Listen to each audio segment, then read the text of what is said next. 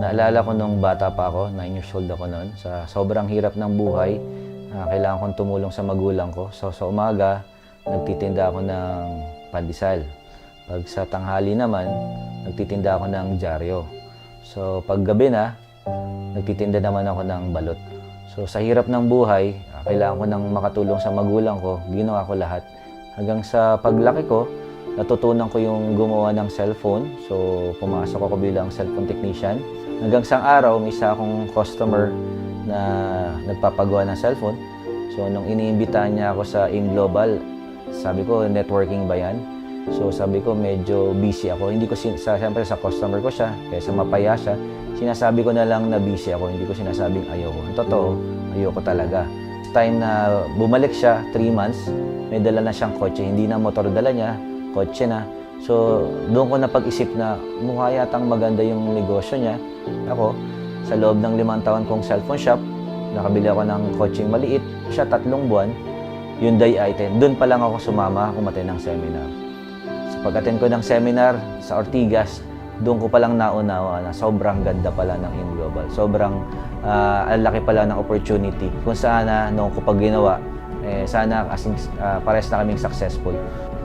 Ginawa ko munang part-time. Sa umaga, sa cellphone shop ako. Sa gabi, sa AIM Global ako. Ginawa ko, nakipagkaibigan ako. Pag lalaki, sinasabi ko inuman.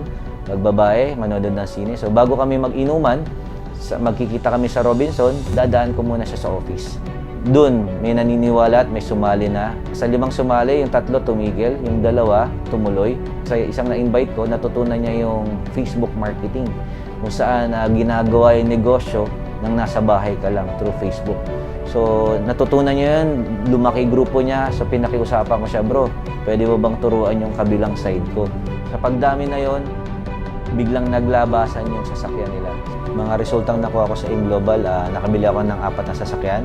Tapos, pang-5 sasakyan ko, doon nakabili ako ng Hummer H2. Sobrang saya ko nung nakuha ko yung Hummer H2 ko kasi pinapangarap ko to, nilagay ko pa sa dream board ko.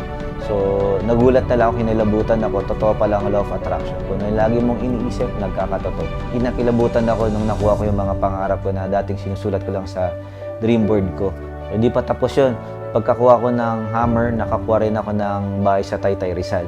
Grabe, so kasama rin sa dream board ko, kinikilabutan ako na lang nakuha ko siya. Kasi bakit? Parehas na parehas kulay orange. Nung binenta sa akin to, kinuha ko kaagad kasi sabi ko, ayun yung nasa dream board ko. So habang tinitiran ko siya, sobrang saya ko. Pag gumigising ko sa umaga, sa lahat ng mga achievement ko, nakuha ko, naisip ko, anong nangyari? Parang kailan lang, walang-wala ako. Nagsimula ako sa 20 pesos.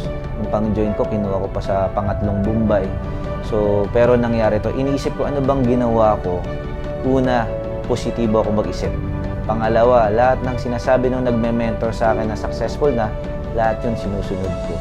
So, yun lang naman ginawa ko. Nag-enjoy lang ako. So, nagulat na lang ako lahat na ito nangyari na sa akin.